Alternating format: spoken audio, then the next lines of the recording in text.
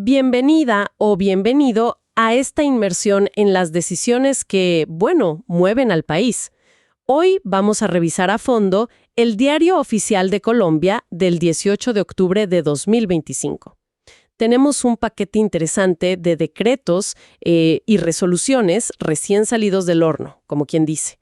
Vamos a desentrañar juntos las claves, ¿no?, de estas normativas sobre contratación estatal, salud pública y aquí con un foco especial en víctimas y consumo de sustancias, también la creación de universidades para comunidades étnicas y, bueno, algunos otros movimientos administrativos que son relevantes. Exacto. La misión hoy es ir un poco más allá del texto legal, ¿verdad? Entender qué significan realmente estas decisiones en la práctica. Analizaremos cómo podrían impactar distintos sectores, qué prioridades del gobierno parecen reflejar y también, claro, qué desafíos podrían surgir al implementarlas. Vamos a ver desde ajustes en cómo se manejan documentos oficiales hasta políticas de, digamos, gran calado en salud y educación. Perfecto. Entonces, sin más preámbulos, entremos en materia. Veamos qué nos revela esta edición del Diario Oficial. Arranquemos con algo que toca la fibra misma del funcionamiento del Estado, el Decreto 1099. Este obliga a las entidades públicas nacionales, ojo, a contratar una serie de servicios específicos con la Imprenta Nacional de Colombia. ¿Cuál es el razonamiento detrás de esto? Porque parece ir hacia una mayor centralización, ¿no? 109 de 1994. Esa es la ley que, originalmente, le dio vida a la Imprenta Nacional como empresa industrial y comercial del Estado. La lógica explícita, como mencionas, es centralizar la producción de ciertos documentos que se consideran estratégicos, y los argumentos que se usan son potentes: fortalecer la soberanía documental, robustecer la seguridad jurídica y digital. También proteger los datos del Estado y preservar la memoria institucional. Se busca como consolidar capacidades en la imprenta, presentándola como la entidad garante, digamos, de la seguridad y fidelidad de la información oficial. Entiendo. Se busca blindar información clave entonces. Pero, ¿qué tipo de trabajos abarca esto? ¿Estamos hablando solo de imprimir leyes y decretos? Porque el alcance podría ser muy, muy amplio. Y lo es. Es bastante más amplio que solo la producción de normas. El decreto menciona explícitamente actos legislativos, leyes, decretos, resoluciones, actos administrativos diversos, directivas, autos, sentencias judiciales. Pero aquí es donde la cosa se pone realmente interesante. También incluye la producción de documentos de seguridad muy sensibles. Piensa en pasaportes, cédulas de extranjería y diversos permisos migratorios como el PPT, el Permiso por Protección Temporal, y el PEP, el Permiso Especial de Permanencia. Vaya. ¿Sí? Además cubre otros instrumentos migratorios y documentos de identificación. Y a eso súmale otros impresos oficiales: diarios, gacetas, boletines, folletos y, cosas similares. Se enfatiza mucho la experiencia que ya tiene la imprenta manejando documentos de seguridad y su capacidad técnica, su capacidad operativa. El control sobre documentos de identidad y migratorios es un punto muy sensible, la verdad. Se presenta a la Imprenta Nacional casi como un custodio de la seguridad jurídica y hasta de la identidad ciudadana. Ahora, una cosa es la norma, claro, y otra es que se cumpla. ¿Cómo se va a asegurar que todas las entidades nacionales, ministerios, superintendencias, incluso las ramas legislativa y judicial realmente contraten con la imprenta? Porque podría haber resistencias o simplemente inercias, ¿no? Pues mira, el decreto establece un mecanismo de verificación que busca ser efectivo, aunque claro, su implementación será clave. La Imprenta Nacional deberá usar la plataforma transaccional del Estado, hoy por hoy, SECOP2, o la que la sustituya en el futuro, para monitorear si las entidades obligadas están cumpliendo. Y aquí viene, digamos, el elemento coercitivo. Si detectan omisiones o incumplimientos, la imprenta tiene la obligación de reportarlos semestralmente. ¿A quién? A la Procuraduría General de la Nación y, de manera directa, a las oficinas de control interno y disciplinario de cada entidad que incumpla. La idea es que, a partir de ahí, se inicien las acciones correspondientes. Todo esto, según dice el texto del decreto, se justifica en principios constitucionales: colaboración armónica entre poderes, eficiencia administrativa. Sin embargo, es innegable que representa una apuesta fuerte por centralizar. Se busca asegurar el control estatal sobre información crítica, aunque el desafío será, como bien mencionas, Que esa centralización no termine generando cuellos de botella o restando agilidad a las entidades. Ajá. Ese es el riesgo. Clarísimo el panorama con la imprenta nacional. Un movimiento hacia el control centralizado de documentos clave. Ahora cambiemos de tercio. Veamos cómo se aborda otro tipo de seguridad fundamental, la seguridad humana, en el sector salud. Tenemos dos resoluciones que, la verdad, parecen marcar rumbos importantes. La primera es la 1968. Actualiza el Programa de Atención Psicosocial y Salud Integral a Víctimas, el famoso PAPSI. ¿Qué trae de nuevo esta norma para un programa tan crucial? Sí, esta resolución es bien significativa. Busca darle como un nuevo impulso y una estructura más robusta al PAPSI-B. Recordemos que este programa nació con la Ley de Víctimas, la 1448 de 2011. Esa ley marco que estableció las medidas de atención, asistencia y reparación integral. Lo que hace la resolución 1988 es adoptar un modelo de operación renovado, y mucho más detallado, diría yo. Se organiza en torno a 5 líneas estratégicas claras. Atención integral en salud, que es como el corazón del programa. Coordinación intersectorial, clave para que sea integral de verdad. Asistencia técnica a los territorios. Formación al talento humano que atiende a las víctimas. E investigación para mejorar continuamente. Además, define 3 procesos transversales que le dan soporte. La participación efectiva de las víctimas en el programa mismo. Importante eso. Un sistema robusto de monitorear seguimiento y una planeación y gestión financiera clara. El objetivo es unificar criterios, fortalecer la operación en todo el país. Suena a una arquitectura mucho más sólida, más pensada. Pero más allá de la estructura, hay cambios concretos en cómo se va a atender a las víctimas, algo que marque una diferencia tangible en el día a día. Sí, definitivamente hay elementos novedosos que buscan justo eso. Quizá lo más destacable es la creación formal de los equipos de atención integral. Van a operar desde las IPS, las instituciones prestadoras de servicios. Estos equipos deben ser multidisciplinarios.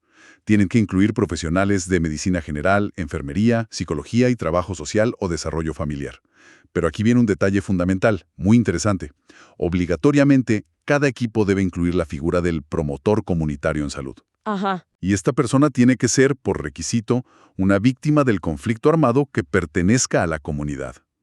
Esto busca generar un puente de confianza, pertinencia cultural y pues facilitar el acceso. Además, se formaliza la creación de planes de atención integral individualizados construidos con la víctima para responder a sus necesidades específicas de salud física y mental. ¡Wow! La figura del promotor comunitario siendo una persona víctima es un giro potente, la verdad. Puede cambiar mucho la dinámica de la atención. Ahora, un desafío histórico del PAPSI-B ha sido llegar a las zonas más apartadas, ¿no? ¿Aborda la resolución este tema de las barreras geográficas? Totalmente. Es uno de los énfasis de la resolución, de hecho. Se reconoce explícitamente esa necesidad de superar las barreras geográficas y se instruye desarrollar estrategias de atención específicas para el ámbito rural y rural disperso. Se promueve activamente el uso de la telesalud. Ahí entra la telemedicina, la teleorientación, como herramientas complementarias. Y un punto muy relevante. Se contempla implementar atención psicosocial para víctimas que residan en el exterior. Ah, mira, qué bien. Sí, aprovechando las tecnologías de la información y la comunicación, otro aspecto clave es la articulación. Se busca que el PAPSI-B no sea un programa aislado, que se integre funcionalmente con la nueva Red Nacional de Salud Mental Comunitaria y con los centros regionales de referencia en salud mental. La apuesta es por una atención realmente integral y que llegue a donde se necesita. Aunque claro, el reto logístico y financiero para hacerlo realidad en todo el territorio, sigue siendo enorme. Una apuesta ambiciosa, sí señora, por la integralidad, el enfoque diferencial, la cobertura. Muy bien. Pasemos entonces a la segunda resolución importante en salud, la 2100. Esta aborda un tema igualmente complejo y a menudo estigmatizado, el consumo de sustancias psicoactivas. ¿Qué establece esta norma? Correcto. La resolución 2100 también marca un hito, Adopta formalmente la nueva Política Integral para la Prevención, la Reducción de Riesgos y Daños, RRD, y la Atención del Consumo de Sustancias Psicoactivas, 2025-2033. Y no solo eso, crea el Sistema Nacional de Atención al Consumo de estas sustancias. Lo verdaderamente transformador aquí es que pone en el centro y formaliza el enfoque de reducción de riesgos y daños, la RRD. Se alinea así con tendencias internacionales y también con jurisprudencia de la Corte Constitucional que priorizan la salud pública y los derechos humanos. Deja un poco atrás enfoques meramente punitivos o abstencionistas que, han mostrado sus limitaciones. Hablemos un poco más de ese enfoque de reducción de riesgos y daños, RRD. ¿Qué significa exactamente en la práctica? Porque suena muy distinto a la tradicional guerra contra las drogas, ¿verdad? Es un cambio de paradigma fundamental, sí. La propia resolución lo define como un enfoque pragmático, basado en evidencia y profundamente humanitario. Su meta principal no es necesariamente lograr la abstinencia total e inmediata, sino minimizar los impactos negativos asociados al consumo de sustancias legales e ilegales, ojo, y también los daños que vienen de las propias políticas de prohibición. Reconoce que el consumo existe, que es una realidad compleja, con múltiples causas, y busca proteger la salud, la dignidad y los derechos de las personas usuarias, estén o no listas o dispuestas a dejar de consumir. Es un enfoque que pone a la persona y su bienestar en el centro, sí. Entendido el concepto. ¿Y cómo se traduce eso en acciones concretas? ¿Qué tipo de estrategias se contemplan bajo ese paraguas de la RRD? Bueno, la RRD se materializa en intervenciones muy específicas y ya aprobadas. La resolución menciona varios ejemplos. Facilitar el acceso a material estéril para un consumo de menor riesgo, como jeringas limpias para prevenir VIH o hepatitis C en usuarios de drogas inyectables. Claro. Implementar y expandir programas de tratamiento con sustitutivos opioides, como la metadona o la buprenorfina.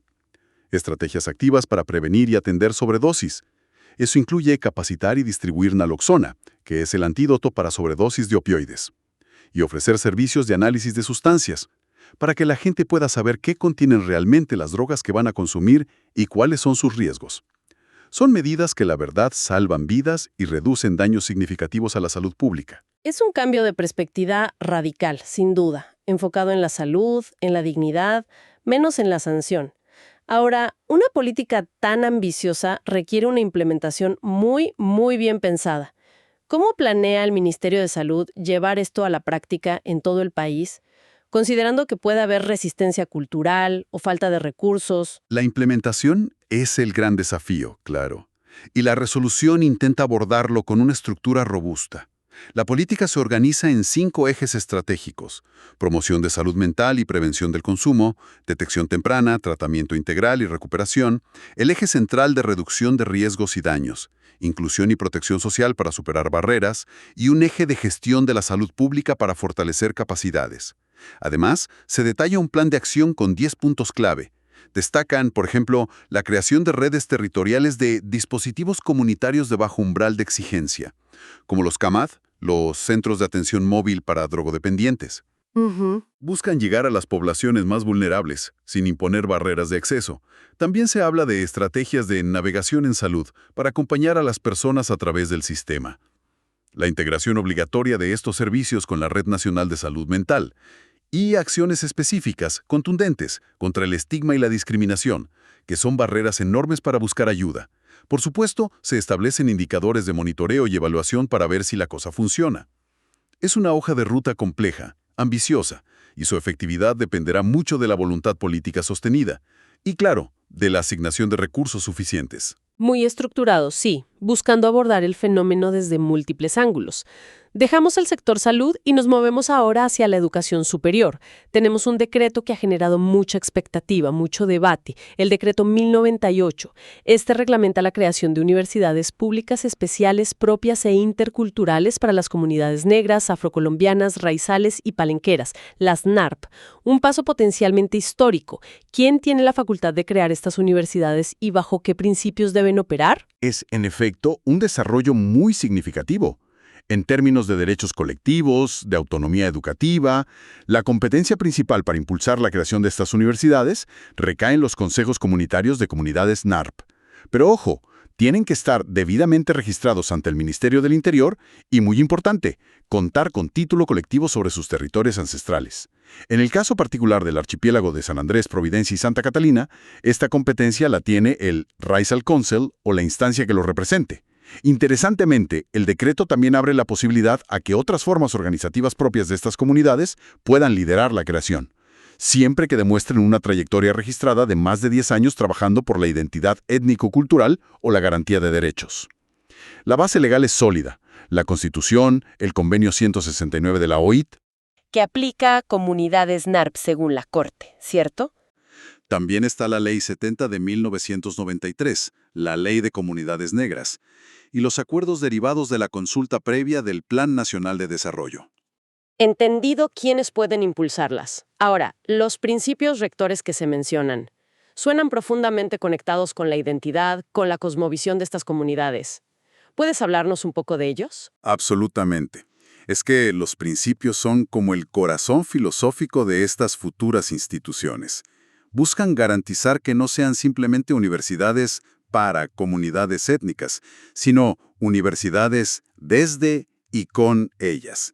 Se establecen principios clave como autonomía en su gestión, en su proyecto educativo, autodeterminación para definir su rumbo, autogobierno en su estructura interna, participación comunitaria vinculante, pertinencia cultural, social, ambiental, territorialidad arraigada a sus contextos e interculturalidad, diálogo de saberes. Pero lo más distintivo quizá es la incorporación explícita de conceptos filosóficos y culturales propios. Se menciona Ubuntu, esa filosofía africana de la interconexión, la humanidad compartida, la solidaridad.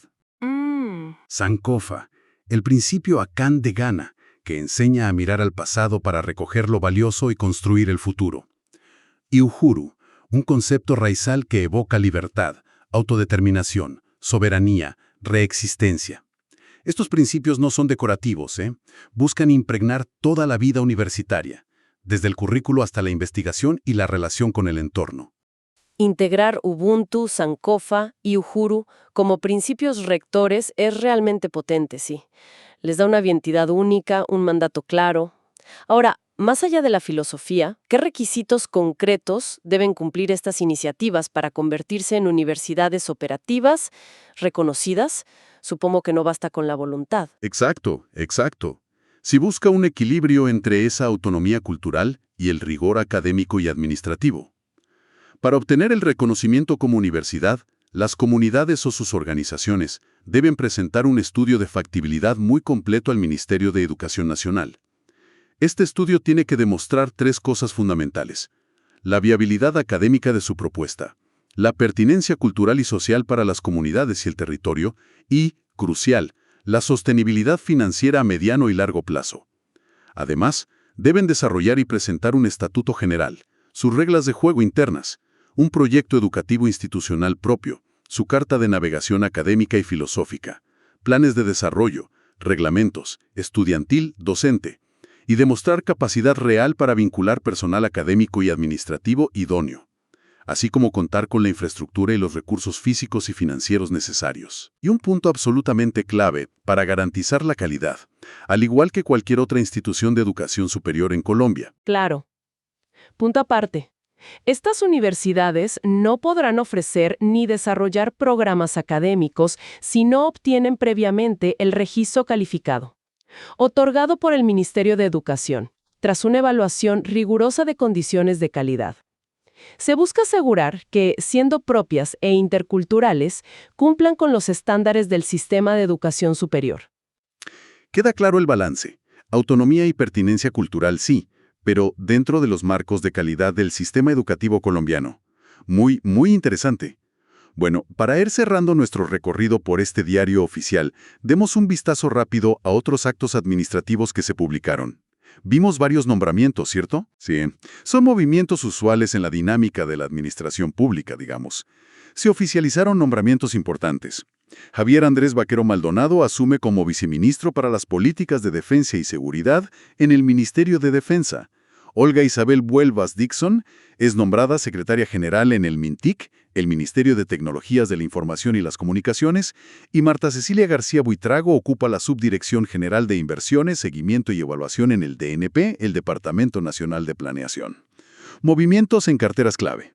Además de los nombramientos, ¿algún otro acto administrativo que merezca una mención breve? Pues fíjate que hay una resolución de la Fiscalía General de la Nación, la 07519. Aunque parece un ajuste interno, es interesante. Modifica la composición de su Comité Institucional de Gestión y Desempeño en lo relativo a la gestión documental. Lo relevante es que ahora incluye de manera explícita a delegados permanentes de la Vicefiscalía General y de la Dirección Ejecutiva del CTI, del Cuerpo Técnico de Investigación. Los considerandos de la resolución explican que esto busca una mayor articulación y coordinación interna. Reconocen que las decisiones sobre gestión documental impactan directamente la función misional de estas áreas estratégicas de la Fiscalía. Un pequeño ajuste, pero con potencial impacto en la eficiencia interna. Un ajuste fino en la Fiscalía para mejorar la gestión documental. Interesante. Y para terminar, ya a nivel regional notamos varias resoluciones de la Gobernación de Santander, numeradas de la 15.945 a la 15.949. Parecen ser trámites más individuales, ¿verdad? Exactamente. Son resoluciones mediante las cuales la Secretaría de Salud de Santander otorga la credencial de expendedor de drogas a 5 personas distintas. Esto simplemente ilustra cómo operan ciertas regulaciones a nivel departamental. En este caso, se trata de la habilitación que necesitan las personas, tras cumplir ciertos requisitos de formación, para poder dirigir técnicamente establecimientos farmacéuticos minoristas, como las droguerías, por ejemplo. Es un trámite específico del sector salud, se gestiona en el ámbito local y, bueno, aparece reflejado en el diario oficial. Muy bien, pues hemos cubierto un espectro bastante amplio de decisiones recientes, la verdad. Desde esa apuesta por fortalecer y centralizar servicios clave en la imprenta nacional, bajo el argumento de la seguridad documental, pasando por políticas de salud pública que intentan enfoques más humanos, integrales, diferenciados para poblaciones vulnerables, como las víctimas del conflicto y las personas que usan sustancias psicoactivas, hasta la histórica reglamentación que abre la puerta formal a la creación de universidades concebidas desde y para las comunidades étnicas NARPA. Así es. Si intentamos buscar como un hilo conductor, podríamos decir que se observa una tensión interesante, ¿no? Por un lado, un esfuerzo por fortalecer ciertas capacidades estratégicas y de control del Estado central, como en el caso de la imprenta, pero simultáneamente un impulso muy fuerte por reconocer la diversidad del país y responder a las necesidades y derechos específicos de diferentes grupos poblacionales, buscando enfoques más pertinentes, ya sea por su condición de víctima, su identidad étnica o su situación particular de salud. La gran pregunta, como siempre, girará en torno a la implementación. Siempre. La capacidad real del Estado para llevar estas normas del papel a la práctica efectiva en los territorios, superando inercias, resistencias, limitaciones presupuestales. Ese será el verdadero termómetro de su impacto. Totalmente de acuerdo. La implementación es donde las políticas se juegan su éxito o fracaso. Y esto nos deja una reflexión final para quienes nos escuchan. Ante estas nuevas directrices, que por un lado centralizan funciones buscando seguridad y eficiencia, como con la imprenta, y por otro lado intentan reconocer y fomentar autonomías y especificidades, como con las universidades étnicas o los enfoques diferenciados en salud, preguntas surgen sobre cómo el Estado colombiano está intentando, o debería intentar, equilibrar esa tensión inherente entre la necesidad de control y cohesión central con el imperativo de respetar y potenciar la autonomía, la diversidad cultural y las realidades concretas de sus ciudadanos en cada rincón del país. Gracias por acompañarnos en este análisis detallado de las últimas movidas normativas. Hasta la próxima.